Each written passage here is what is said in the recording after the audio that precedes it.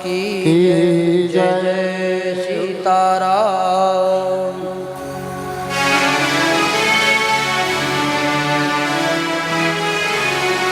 भगवान शंकर देवी पार्वती से कहते हैं कि देवी, बहुत कम समय में भगवान अपने चारों भाइयों के साथ गुरु वशिष्ठ के यहाँ पर शिक्षा ग्रहण करके अपने महल को आए।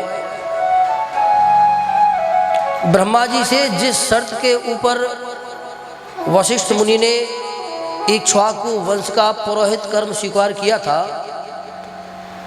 आज उसका परम लाभ उनको मिल गया।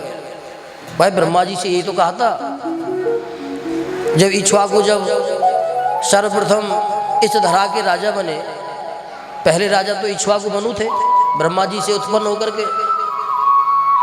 तो उन्होंने ब्रह्मा जी से निवेदन किया कि प्रभु मुझे राजा तो बना रहे हो, लेकिन कोई ऐसा योग्य आचार्य भी भेजो मेरे साथ जो मेरे यज्ञादिक कर्म वैदिक कर्मों में सहायक बने।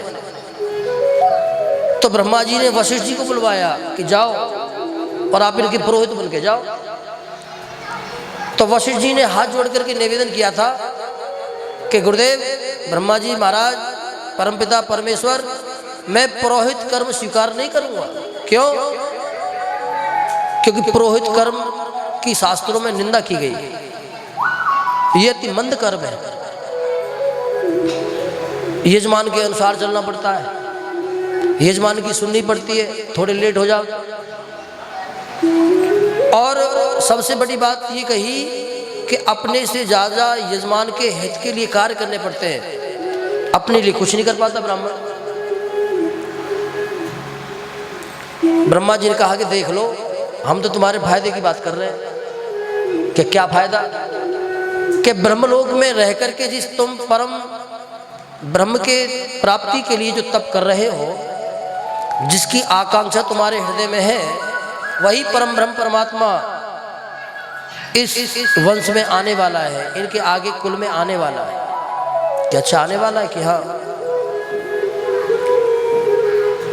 आप अगर इनके पुरोहित बनोगे तो भगवान बाल रूप में आपके यहाँ पर शिक्षा ग्रहण करने आएंगे, आपकी सेवा करेंगे और आपको अपने हाथों से उनको लिखना सिखाने का सौभाग्य भी प्राप्त होगा। गुरुकुल में गुरुजी सिखाते हैं ना, हाथ पकड़ पकड़ के।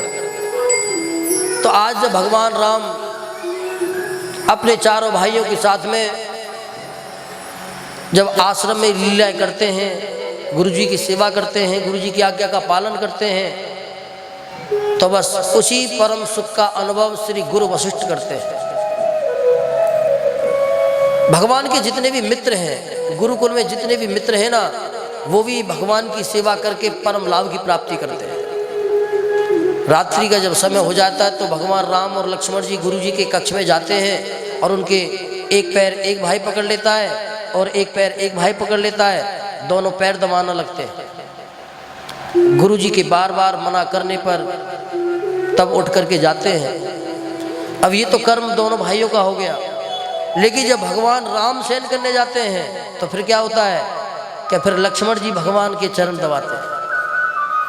ये भातृ धर्म है भाई।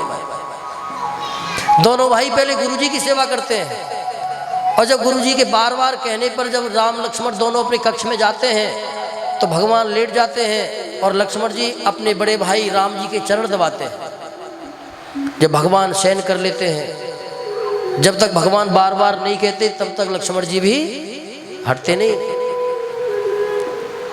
तो वाल्मीकि मुनि ने यहाँ पर चारों भाइयों के प्रेम की बड़ी सुंदर व्याख्या की है महाराज,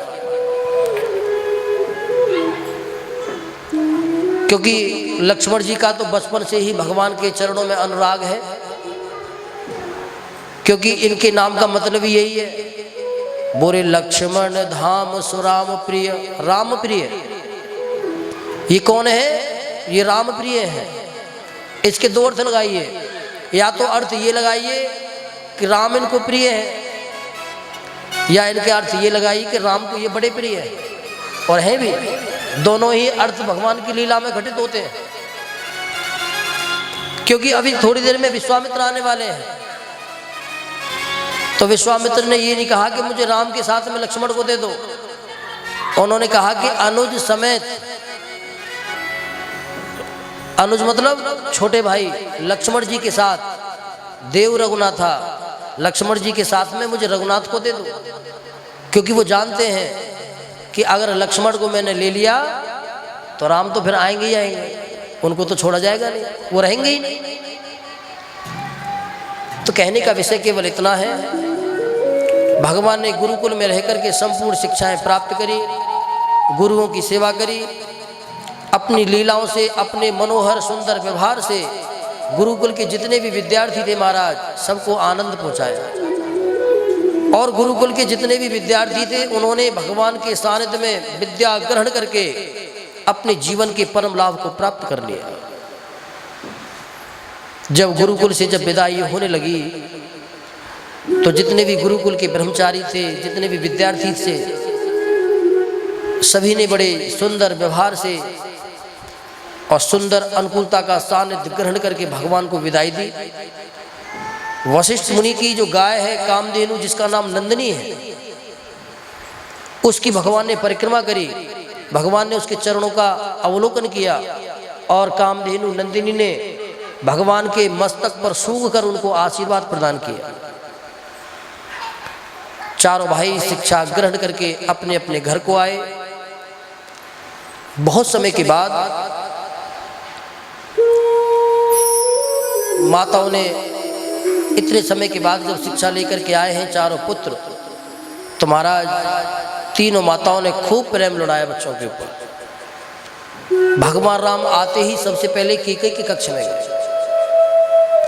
जब कैकेयी के कक्ष में गए तो लक्ष्मण जी भी भगवान के आसपास पहुंच गए, वहीं पे घूमते घूमते। जब दोनों माताओं ने देखा कि राम कैकेयी के कक्ष में हैं, तो सुमित्रा भी घूमते घूमते उसी कक्ष में पहुंच गई और उधर से कौशल्या भी घूमती घूमती उसी कक्ष में पहुंच गई। और राजा दशरथ सारे कार्यों से निवृत्त होकर के ढूंढते ढूंढते सबको कैकेयी के कक्ष में ही पहुंच गए। ये राजा दशरथ के महल का एक बड़ा सुंदर चरित्र है महाराज। माता कैकेयी भगवान को बड़ा प्रेम करते, भरत से भी ज्यादा। भरत तो उनका अपना था, इसलिए भगवान भी सबसे ज्यादा समय माता कैकेयी के पास रहते थे। केवल भगवान ही नहीं, पूरा परिकर, पूरा परिवार। क्यों? क्योंकि जहां पर राम है लक्ष्मण उनसे अलग नहीं रह सकते, तो लक्ष्मण घूम फिर के वहीं पहुंच जाएंगे। अब लक्ष्मण वहां पे है तो माता सुमित्रा भी वहीं पहुंच जाएंगी, कौशल्या भी वहीं पर आ जाएंगी, और सारे राज्य के कार्यों से निवृत्त होकर के राजा दशरथ भी कैकेयी के कक्ष में ही आ जाते थे। तो पूरा राज परिवार माता कैकेयी के महल में ही रहता है हमारा। बड़े सुंदर चरित्र भगवान ने वहां पर करे। और गुरुकुल से आने के बाद अपने पिता के राज्य कार्य में भगवान और चारों भाई सहयोग करने लगे। राजा दशरथ के मन में भगवान राम के प्रति इतना स्नेह है महाराज कि भगवान की युगल छवि को देख करके राजा अपने शरीर की सुध तक भूल जाते हैं, क्योंकि भगवान को देखने मात्र से ही राजा के शरीर में रोमांच उत्पन्न हो जाता था। कभी कभी राज्यसभा में जब राजा दशरथ बैठे हों और न्याय का पालन करते हुए जब किसी अपराधी को जब मृत्युदंड दिया जाता था, मृत्युदंड दे चुके, सजा सुनाना बाकी है केवल, और अचानक ही भगवान के आ जाए और राम जी के दर्शन हो जाए, तो महाराज राम जी के दर्शन होने मात्र से ही राजा दशरथ प्रसन्न होकर के कहते थे कि जाओ इसको मुक्त कर दो, इसका कोई अपराध नहीं। ये भगवान की प्रभुता है हमारा। जब तक भगवान का मुख वो नहीं देख लेते तब तक वो अपने राजसभा में कभी जाते ही नहीं थे। भगवान भोजन करते तो राजा दशरथ स्वयं आकर के पहले अपने हाथों से खिलाने का प्रयास करते, क्योंकि भगवान मंदस्मितः तथा राज्ञ रामः रूप विधीरताम्, क्योंकि भगवान राम बड़े संकोची हैं। लक्ष्मण, भरत, शत्रुघ्न, इन तीनों से व्यवहार भगवान राम का सबसे अलग है। सांवली वर्ण की विभूति है। भगवान के जो बाल हैं वो बड़े सुंदर है महाराज। केशवः केशव प्रिय सूनम बालम यथा मुकुंदम। भगवान के बाल इतने सुंदर हैं, इसीलिए भगवान का एक नाम केशव है, क्योंकि इनके बाल बड़े सुंदर हैं। श्रीमद् भागवत महापुराण में भी श्री कृष्ण लीला का वर्णन करते हुए सुखदेव जी महाराज कहते हैं कि श्रीमान केशः तथा चार्घ्यम मुक्ताभरण भूषिता। जैसे कि आभूषण व्यक्ति के सौंदर्य को बढ़ाते हैं, उसी प्रकार भगवान के बाल भी भगवान की दिव्यता को और बड़ा कर देते हैं। भगवान के बाल बड़े सुंदर हैं, इसीलिए भगवान का एक नाम क्या है? केशव।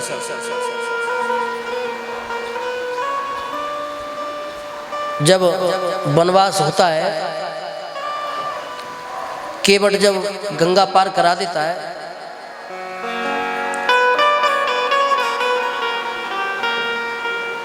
तुलसीकृत रामायण में तो वर्णन है कि गंगा पार कराई किन्होंने? निषाद राज ने साथ में बैठ करके। लेकिन वाल्मीकि रामायण में प्रसंग आता है कि केवल केवट के पास तक निषाद राज छोड़ करके आए, वहीं से लौट गए। तो जब वो जाने लगी तो भगवान ने कहा कि काम करो, जाओ और बरगद का दूध लेकर के आओ। क्या करना है भैया बरगद के दूध का? पूछा कि क्या करना है बरगद के दूध का? कि मुझे अपने केसों को जटा के रूप में परिवर्तित करना है। जब महाराज दूध लेकर के आया, पत्ते का दोना बना करके जब भगवान अपने बालों की जब जटा बनाने लगे, तो इस भाव को देख करके निषाद राज पहली बार यहाँ पर रोया है, क्योंकि भगवान के जो बाल हैं वो इतने सुंदर हैं कि भगवान की दिव्यता को बढ़ाने वाले हैं। तो राजा दशरथ भी भगवान की नेकानेक लीलाओं का संवरण करते हुए अपने राज्य कार्य को आगे बढ़ाते हैं। चारों भाई भी अपने सुंदर व्यवहार से, अपने सुंदर चरित्र से, अपनी सुंदर लीलाओं से तीनों माताएं और राजा दशरथ को परम सुख की अनुभूति कराते हैं। अब भगवान जैसे जैसे बड़े होने लगे तो राजा दशरथ के मन में चिंता होने लगी। चिंता व्यक्ति को सबसे ज्यादा कब होती है? या तो तब जब बेटी बड़ी हो कि इसका विवाह कहाँ होगा, है कैसे होगा, कैसा अनुकूल परिवार मिलेगा, इसका जीवन साथी कैसा अनुकूल मिलेगा। और दूसरी चिंता की जब बेटा बड़ा हो। राजा दशरथ के मन में भी यही चिंता है कि चारों बेटे हैं मेरे, बड़े सुंदर हैं, रूपवान हैं, मेरे पुत्र हैं, चक्रवर्ती सम्राट की उपाधि मेरे पास है। अब चिंता सताने लगी। बोले विवाहे मुक्तम तथा आर्घ्यम चिंतया मास विधिवत। राजा मन में कल्पना करने लगी कि कहां से होगा, कैसे होगा। अब विचार कर ही रहे थे, चिंता कर ही रहे थे। इधर तो राजा दशरथ चिंता कर रहे हैं, एक व्यक्ति और है जो चिंता कर रहा है। कौन है बताइए? कौन है? वो है गुरु विश्वामित्र। बोले सिद्धिर सदाश्रम पूर्वम ना सिद्धिर मनु कल्पयेत। सिद्धाश्रम में रहते हैं गुरु विश्वामित्र। आश्रम का नाम क्या है? सिद्धाश्रम। लेकिन मजे की बात क्या है कि अभी तक विश्वामित्र को कोई सिद्धि प्राप्त नहीं हुई है। आश्रम का नाम सिद्धाश्रम है। क्यों प्राप्त नहीं हुई है? बोले निशाचरा ह्यो विधा स्वप्नो यज्ञ माघूत प्रदस्यते है। कि जब भी यज्ञ पूरा होने वाला होता है तो मारीच और सुबाहु नाम के दैत्य आकर के उनके यज्ञ को खंडित कर देते हैं। बड़ी चिंता है।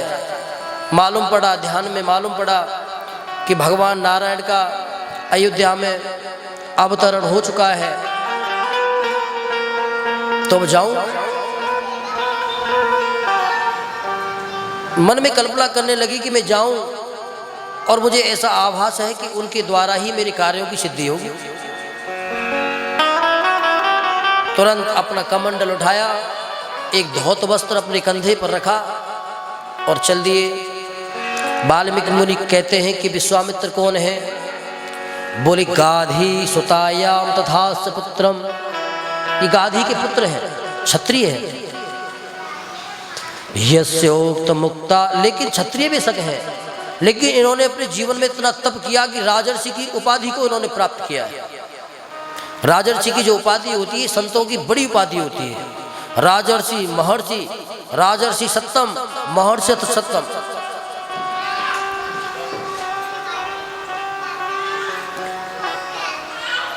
गत्वा वासनः पूर्वम अवधे पूर्वमकल्पयेत्, अयोध्या में आए गुरु विश्वामित्र। दूतों ने जाकर के जब राजा चक्रवर्ती जी को सूचना दी कि गुरु विश्वामित्र आए हैं, तो बड़े प्रसन्न हुए महाराज। अपने बड़े बड़े मंत्रियों को साथ लेकर के, राजा दशरथ के 8 मंत्री हैं महाराज, जिनमें सुमंत का नाम केवल आपने सुना होगा, धृष्ट, कुधृष्ट, कुकोप, सुकोप, सुलोचन, मर्त्य और विधर्म, और 8वें हैं ये सुमंत जी महाराज। 8 मंत्री इनके विशिष्ट हैं, जो सलाहकार हैं। तो दिव्य दिव्य अपने जो निकटतम जो लोग थे उनको लेकर के गए दरवाजे तक और उनकी अगवानी करी। रामायण का प्रत्येक चरित्र व्यक्ति को एक शिक्षा प्रदान करता है।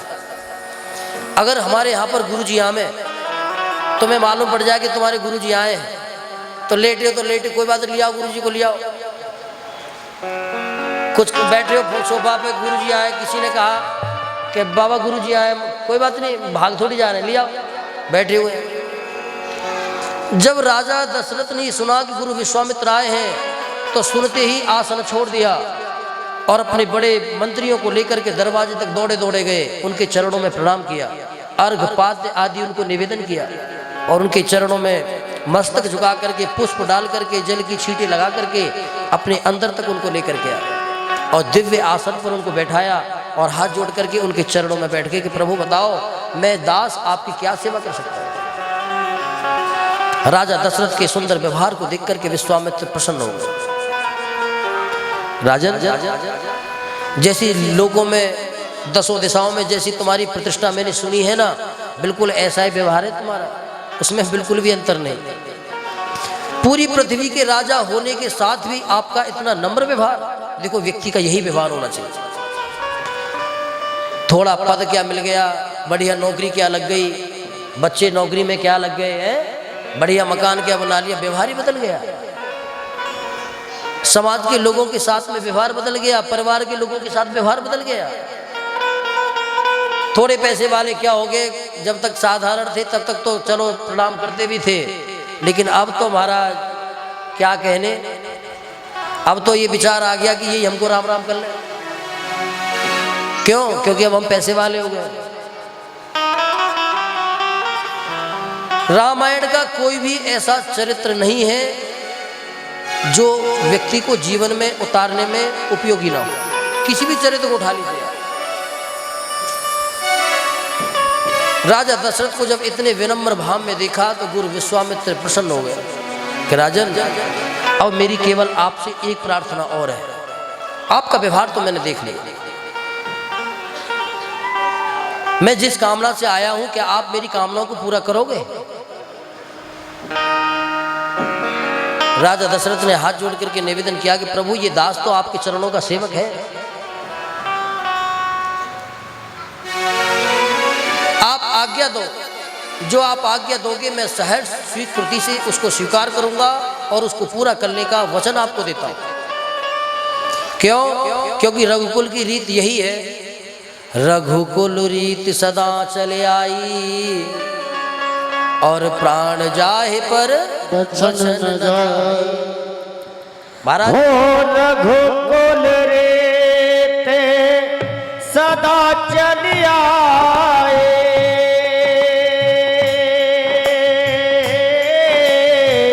प्राण जाए पर बचन न जाए।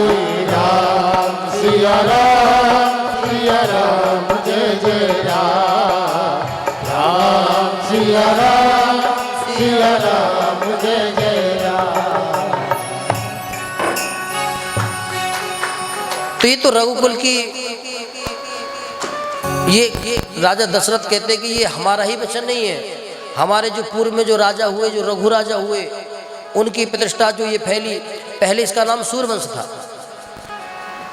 अब पीढ़ी दर पीढ़ी बातें चलती रही, राजा रघु हुए। तो जब रघु की प्रतिष्ठा जब ज़्यादा फैली, भाई अब तक आपको अपने पिताजी से जानते थे, फलाने के संतान हैं। अब वो जो पिताजी थे उनका एक पुत्र बड़ा लायक निकल गया, समाज में उन्हें अच्छे कार्य किए, तो अब फिर लोग उसी के नाम से उसको जानने लगे कि ये उसके यहाँ से। तो उसी प्रकार रघुवंश, सूर्यवंश जो था वो रघुवंश के नाम से प्रसिद्ध हो गया। तो राजा दशरथ हाथ जोड़ करके निवेदन करते कि प्रभु आप इस दास को आज्ञा दो कि क्या आज्ञा है। मैं वचन देता हूं कि मैं उसको जरूर पूरा करूंगा। तब गुरु विश्वामित्र कहते हैं कि न चाहम तादृशी मुक्त्वा अनुजे पुत्रदा तथा रामम यश्चया मन्या विशन्ति रज्ञ रक्षका।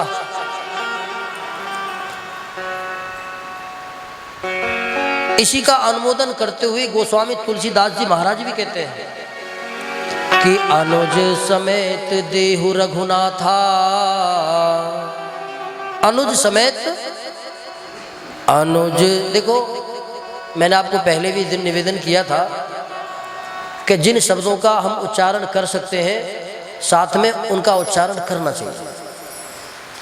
जैसे कि भागवत जी का प्रत्येक श्लोक एक मंत्र है, उसी प्रकार रामायण की प्रत्येक चौपाई भी एक मंत्र है। तो क्या कहा, बोले अनुज समेत देहु रघुनाथा और निश्चर वद में हो हूँ सनाथा। कि मैं आपके प्रार्थना करता हूं कि आप अनुज समेत यानी लक्ष्मण के साथ में मुझे राम को दे दीजिए, ताकि मैं उनको लेकर के जाऊं और मैं सनाथ हो जाऊं।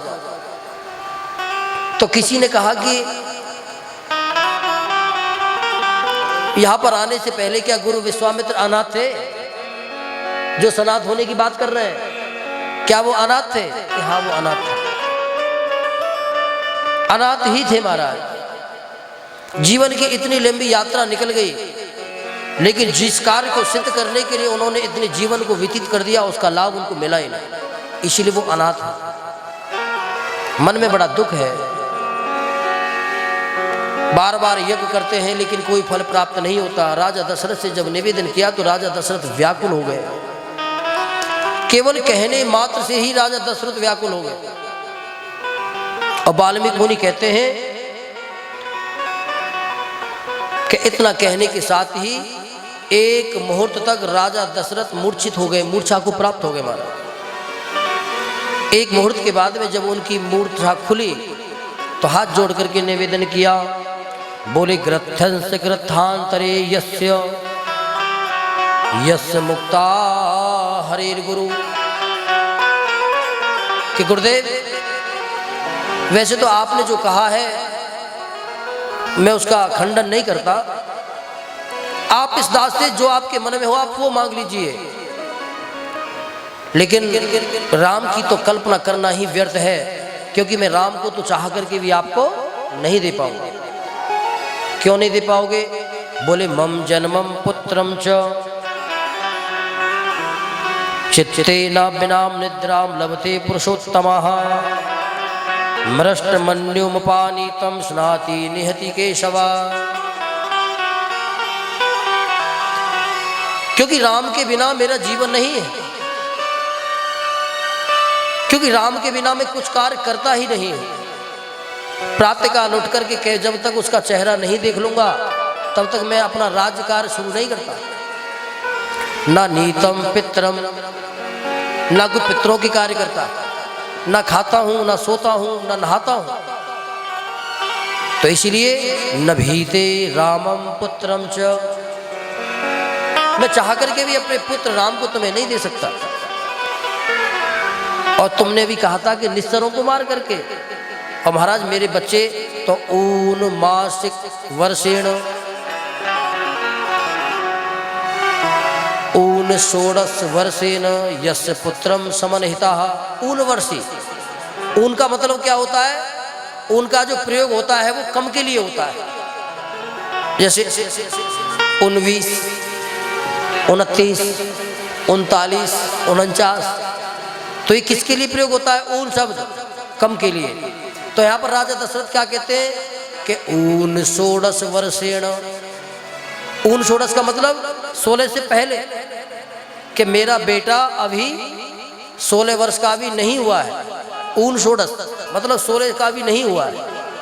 तो यहाँ पर कुछ जो टीकाकार हैं, जैसे कि गोविंद शरण जी महाराज हैं, ये ऊन षोडश का जो अर्थ करते हैं वो 12 वर्ष करते हैं। 12 वर्ष, 12वीं वर्ष में भगवान ने जब प्रवेश किया तभी गुरु विश्वामित्र उनको लेकर के आए। और जब राजा जनक की सभा में जब पहुंचे, जब राम जी का विवाह हुआ तो भगवान की अवस्था 12 वर्ष की थी और भगवती जानकी की अवस्था 6 वर्ष की थी।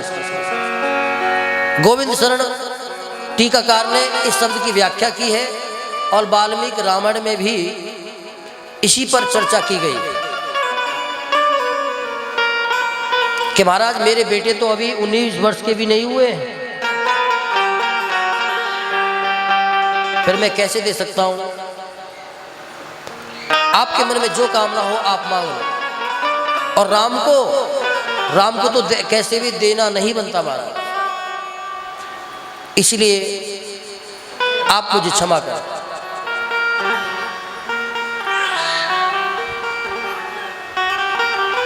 मृष्टमन्यम उपानीतम धन राज अक्षौणी सेना, मेरे सारे मंत्री, सारे सभासद, जो भी आपके मन में कल्पना हो आप कुछ भी मांग लो, लेकिन महाराज मैं आपको अपने पुत्र राम को तो दे ही नहीं सकता। जब राजा दशरथ की इतनी घनिष्ठता जब अपने पुत्र में जब देखी गुरु विश्वामित्र ने, तो बड़े प्रसन्न हो गए। गुरु विश्वामित्र कहते हैं कि राजन मुझे बड़ा अच्छा लगा। गुरु विश्वामित्र को क्रोध नहीं आया कि जैसे कि भाई गुरु विश्वामित्र तो वो है कि उनसे कोई मना कर जाए, अन्यथा वो इतने तेजस्वी हैं कि उन्होंने मना कर दिया तो 1 मिनट में श्राप देकर के पूरी नगरी को भस्म कर देंगे। लेकिन गुरु विश्वामित्र ने श्राप नहीं दिया, बल्कि प्रसन्न हो गए और गुस्सा होने का नाटक किया। बोले व्याकुले तथा साध्यम संभवे ना संभवी।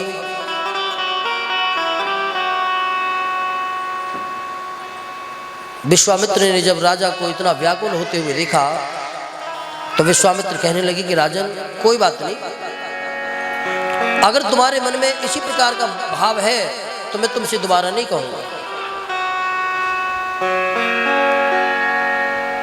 वाल्मीकि मुनि कहते हैं कि जब विश्वामित्र आए तो यहाँ पर उन्होंने राम जी को नहीं मांगा है, यहाँ पे उन्होंने लक्ष्मण को मांगा, क्योंकि वाल्मीकि मुनि जानते हैं क्योंकि अगर लक्ष्मण को इन्होंने मुझे दे दिया तो राम जी फिर रुकने वाले नहीं है।